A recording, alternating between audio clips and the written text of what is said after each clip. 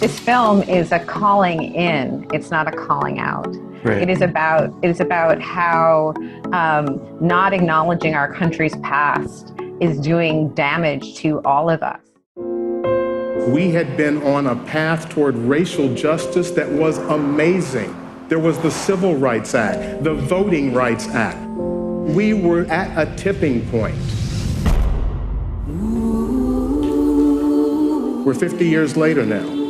Once again, America is having to look at issues of race dead in the eye, and once again, we are at a tipping point. And the question for all of us in this room is, what are we going to do about it?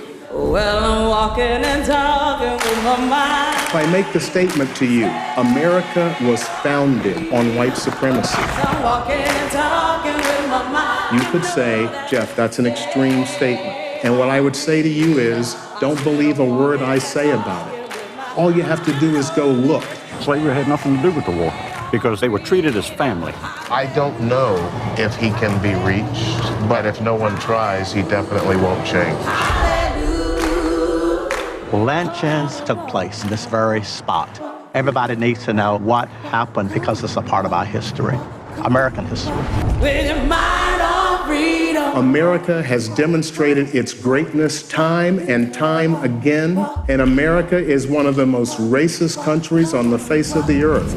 Those two things are not mutually exclusive. Well, I'm singing a shadow with my Virginia passed a law, an enslaved person's death while resisting a master is not a felony.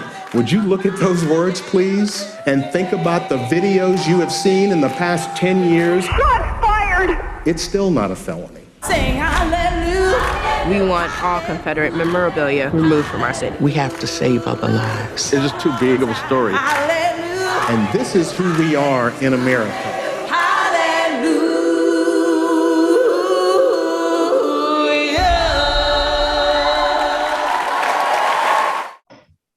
Hello and welcome to the 206. My name is Mark, coming to you from Seattle, Washington, and this is the Changing Directions Filmmaker Interview Series. Today I have two very special guests to speak with. We have directors Emily Kunstler and Sarah Kunstler, the filmmaking team behind a powerful documentary called Who We Are, a Chronicle of Racism in America. Emily, Sarah, welcome to the 206. Thank you so much for having us. Yeah, thank you for taking the time to be here today. Now, I watched your documentary over the weekend, and honestly, it just blew me away. The amount of information is phenomenal, and the way it's all put together. The whole thing for me was just an eye-opening experience, and I felt like it creates an opportunity for people to really take it all in on a very personal level. So first, congratulations on getting this film out there and with the recent release. So what's been going through your heads over the last several days as the film is got its official public release? Emily? Sure. Well, the experience you had when watching it is the experience that we had the first time we heard Jeffery speak. Yeah. So we're really great to hear that translates over. That was our goal. So hearing that means that we succeeded. So that's great. It's we small documentaries never really get this kind of a release. So we were thrilled and really happy that first that Sony Pictures Classics picked up the documentary and that AMC theater chain took such an interest in it and opened it in so many theaters across the country. So it's really exceeded our expectations, and we're very pleased. No, that's amazing. Thank you. I saw that with the AMC release. I was so excited to see that. So, and then Sarah, anything to add on that as well? I mean, it's been amazing seeing this film with audiences. When the film first came out, it premiered at the South by Southwest Film Festival during the pandemic, which was virtual. So it was a great festival. We were glad to be there, but we didn't get to sit in the dark theater with an audience and watch the film. Right. And so with this release, we've been able to do that. We've gone to Q&As and we've sat in theaters, and it's a film that really, we think it's a film that's best watched in community with other people. And getting to sit in those theaters and have conversations with audiences afterwards has been a really amazing experience for Emily and I and Jeffrey. Oh, that's outstanding. Now, are there particular questions people are asking, or what is the feedback that you're getting at those screenings? I mean, a lot of people are saying, how can we get this into schools? Which is something that we've spent a lot of time thinking about. Jeff left the ACLU last April, a year ago, and now he started an organization called the Who We Are Project. Yep. And the goal is entirely education, and schools is one of their focuses. So we've been paying a lot of attention to that. And we have an educational distributor in Roku Films, and they're going to help us get it out there. And we're also putting together companion materials for every kind of group and age group.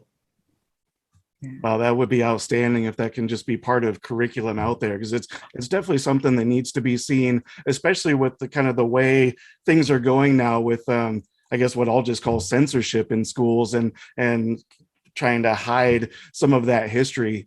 So one thing I wanted to get into, as well as, with the creation of the film, so both Emily and Sarah, a question I can ask for both of you is, your production company, which is called OffCenter Media, it focuses on racism within the criminal justice system and other, similar topics. So adapting Mr. Robinson's presentation, definitely, to me, it really aligns with those values specifically. So besides that obvious connection, what was it that spoke to you about his presentation and made you want to turn it into a documentary? Well, Emily and I are the children of civil rights lawyers. Oh. We made a film about the life of our father, William Kunstler, that came out in 2009, 2010. It was in theaters at that time. And what we learned from our parents was that our life's purpose was to find a way to fight racism. It was important to our parents throughout their lives and careers, and they passed it on to us. So even before OffCenter Media, Emily and I knew that our path would involve fighting racism in this country. We just didn't know what shape that path would take. And we became filmmakers. I'm also a criminal defense lawyer. Oh, wow. And I represent indigent clients in federal court in New York. And Emily and I collaborate on films.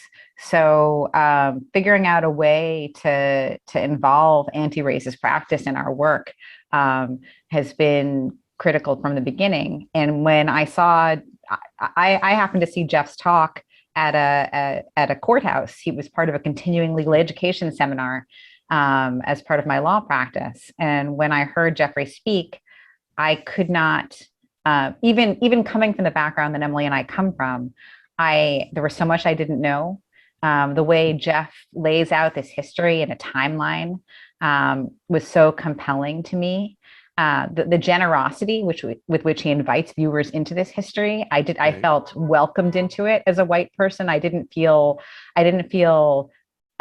blamed. I felt that this was a history that's been stolen from all of us in this country of all races, and that it's our collective obligation to reclaim it together. Right. And I felt energized to share Jeffrey's talk with as many people as I could. And I'm lucky that I'm a filmmaker and that I have an amazing filmmaking partner in my sister, Emily. So I called her right away after hearing Jeff talk and said, this is what we need to do. This is our next project.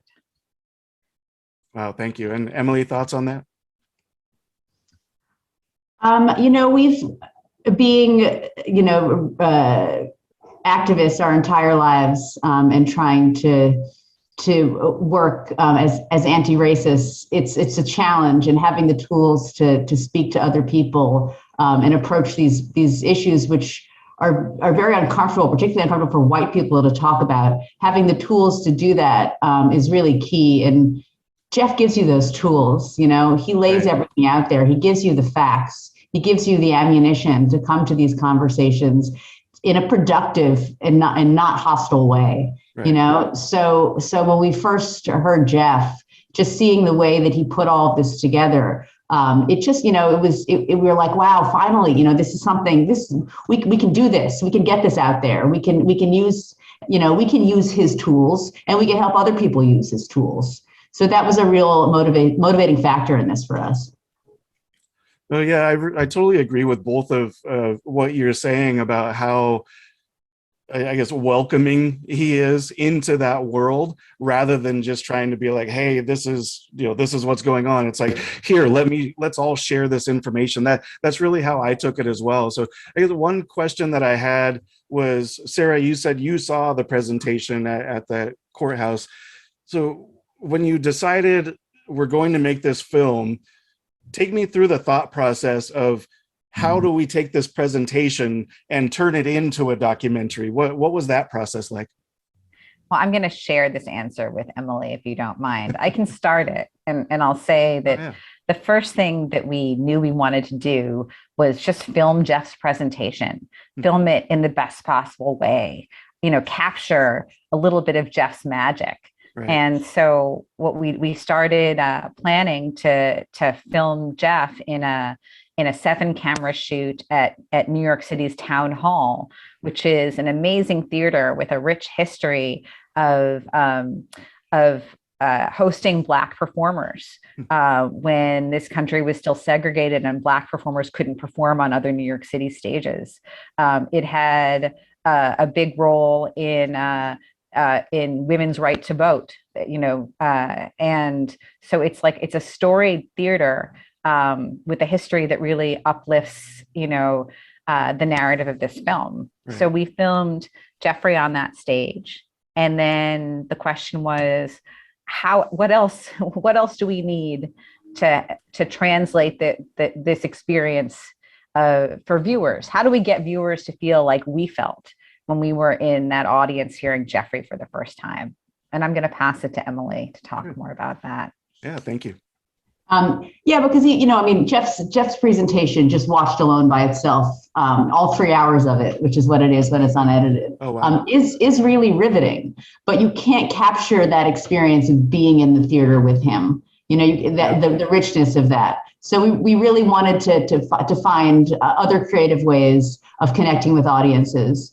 And one of those ways is through narrative. I mean, and that's also another way that you tell stories from history, right? You either tell them with facts or narrative. So we brought in some narrative to connect with audiences, and including and most importantly, Jeff's narrative. He includes he touches on some of his personal stories in his presentation, but we really encouraged him to go more into depth with that and to reconnect with people from his past in order to tell these important stories, you know, and Jeff was hesitant at first, but he began to realize the value of it because, you know, we deal with issues of redlining and, you know, and he has a very significant a housing story about how he purchased his house through a white family that posed as shills for them. And then we also talk about school integration, school desegregation. And, you know, and Jeff and his older brother integrated a local Catholic school. So those are stories that were just, you know, born right out of his presentation. So we included those. And then we also, wherever we went with Jeff, as he continued to travel the country and give his presentation, we'd find local stories that would bring some element of his presentation to life. You know, we tell the story of Joe Bowling McCall's father, Elmore Bowling, who was lynched when he was 5 years old. When she was 5 years old. Yes, not when she was 5 years old. Yeah, sorry. And we met with Dr. Tiffany Crutcher, whose brother Terrence was killed by a police officer in Tulsa. We met with Mother Randall, who's one of the sole survivors of the Tulsa massacre. And other people that brought these amazing stories to life, who felt comfortable enough with us to share these stories, you know, that they'd been carrying. Oh yeah, I was really impressed with how you kind of transitioned from him in the presentation setting to those personal, like, on location settings. And one of the more powerful moments for me was when he was sitting with his classmates and they were sharing those stories. So how open was Jeffrey to really getting into those real personal type of things from his end? I don't think he knew what to expect. None of us did when we sat down with his friends from his Catholic school days. You know, I remember showing up at this school and being like, you know, concerned with the direction the desks were facing and what was in the background, and like, you know, obsessing as a director over these details. And then like all of a sudden it all sort of washing away and melting, because the conversation in front of us, it didn't matter where it was taking place. It was just, you know, it was riveting, and there wasn't a dry eye in the room. So, you know, Jeff ended up finding out about a situation from his childhood that he had been protected from by his coach, a racist incident that he didn't know had transpired. He remembers some of what happened when he took this trip to Mississippi with his basketball team when he was in middle school. But didn't know the full story, and he found out the full story, you know, as we all did, you know, sitting there watching it. So it was a very real and touching moment, and to see these men, I mean, these middle-aged men crying together, you know, white and black. It really showed the wide ripple of harm caused by racism that all of these men still carried, you know, the pain of this experience that they'd had in their youth, you know, that was still so significant to them that it brought them to tears. It's interesting, Emily. You know, I'm sorry, Mark. You know, just thinking about that scene right now, because you know we've been talking a lot lately about, you know, on like Rotten Tomatoes and IMDb, we're getting trolled a lot from from viewers who have, or from people who haven't seen the film but are criticizing it because it's a controversial topic, and mainly because in giving it low ratings, they are hoping that other people won't come and see the film. But the comments that they make about the film, you know, betray the fact that they haven't seen it. You know, they say things like, stop playing the blame game, or, you know, another film that's going to, you know, that's using racism to tear us apart. And I think that's what, you know, these, you know, quote unquote viewers are afraid of, that this is a film that's put out there for the intention of tearing this country apart. But with this film is a calling in. It's not a calling out.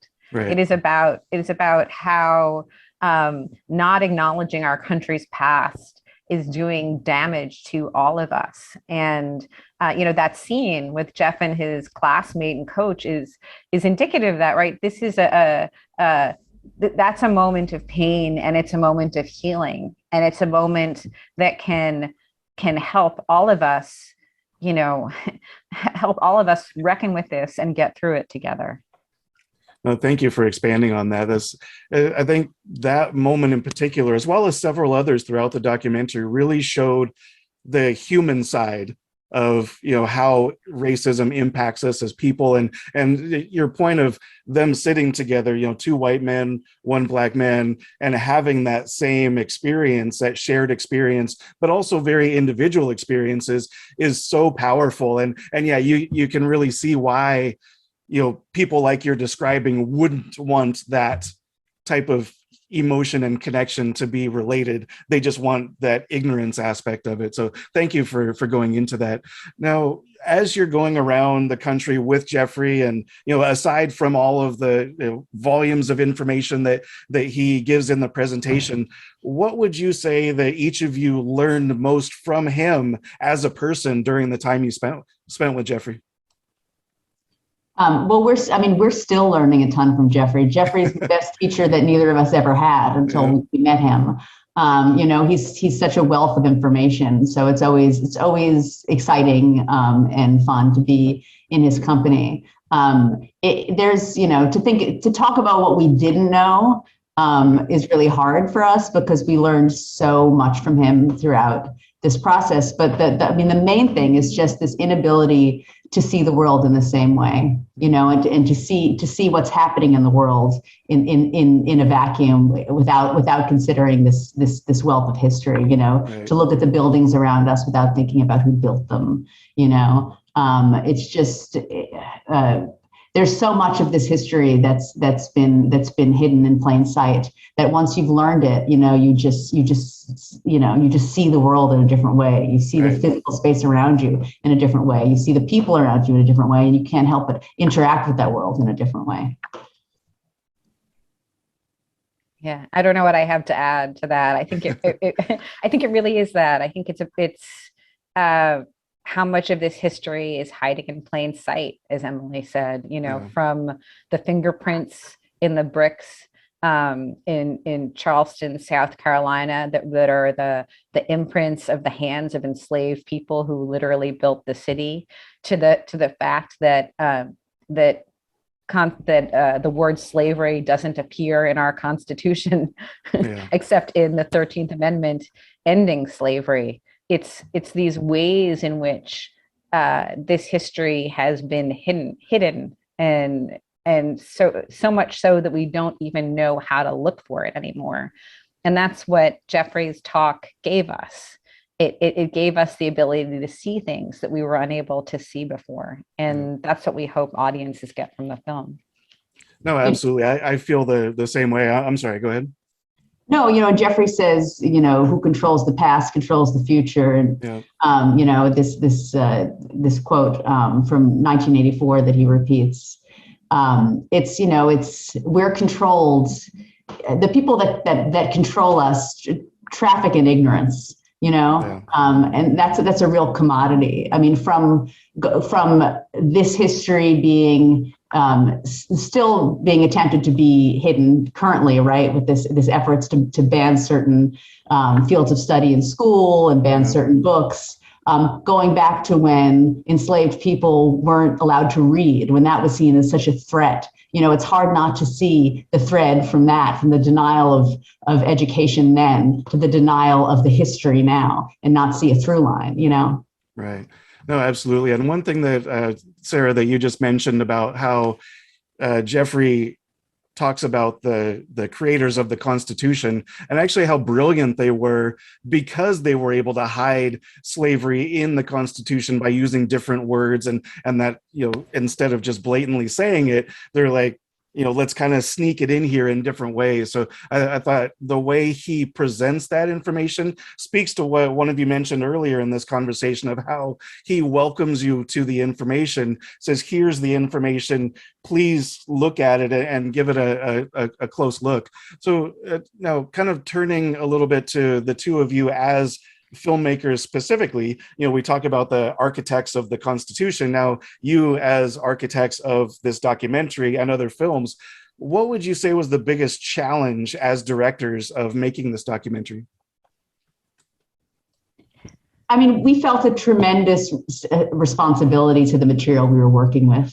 Yeah. I think that was the greatest challenge. It was almost paralyzing, the fear of wanting to do right by Jeff, wanting to do right by the people who entrusted us with their stories, wanting to do right by this history. Right. So that was a big challenge, I think, in something that challenged our confidence, but we pushed through it, and with a lot of support from Jeff and other members of our team. We pushed through that as part of our creative process to produce this film. Thank you. I will add to that because Emily won't say this because she's the editor, but I think the biggest challenge of this film was editing it.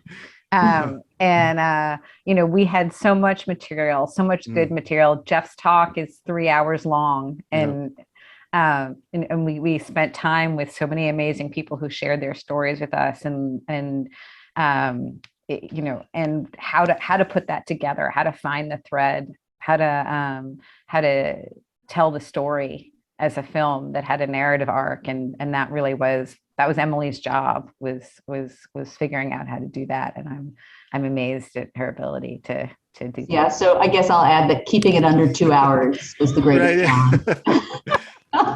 Yeah, you mentioned the presentation itself is 3 hours, and then all of the other information. So that's an achievement right there in itself. So now, before we start to wrap things up, I have a question for both of you. Although first, I would like to acknowledge each of you for who you are and just the impact that you're having on the world, not only as filmmakers, You mentioned you're an attorney, you're an activist, but just for existing as human beings and really taking a stand for what you believe in. And I feel that the work you're doing is really making a difference for so many people. So with that in mind, when you look back on the entire process of creating this film, what's the first thing you think of that really gives you a sense of gratitude? Oh, that's so tough. The whole thing gives us such gratitude, just Jeff trusting us to come along this ride with him, being welcomed into these communities the way that we were in order to help people get their stories out. What's been really tremendously gratifying is the screenings we've been at when people come and they've brought their children. Oh. And they're watching this movie and absorbing it with their kids, and they see the value of sharing this with their children. That's been hugely rewarding. Sarah, do you have anything to add? Yeah, I mean, being a part of this process, being on this journey with Jeff, the whole thing was a gift for Emily and I. Our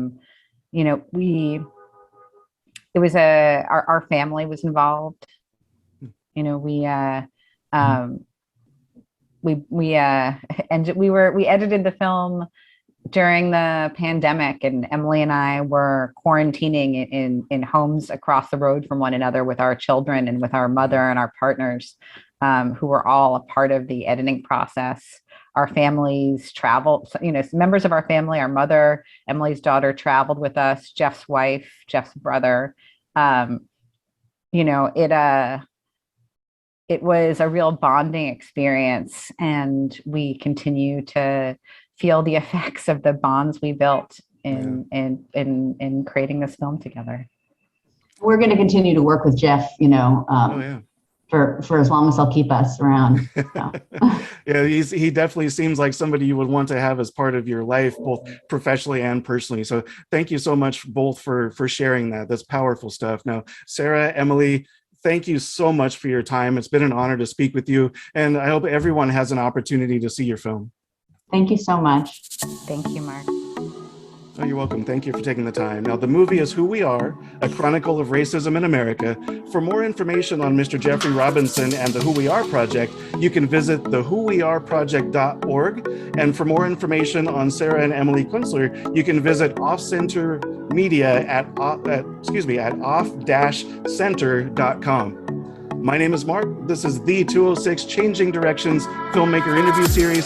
Thank you so much. Be safe, and we'll see you next time.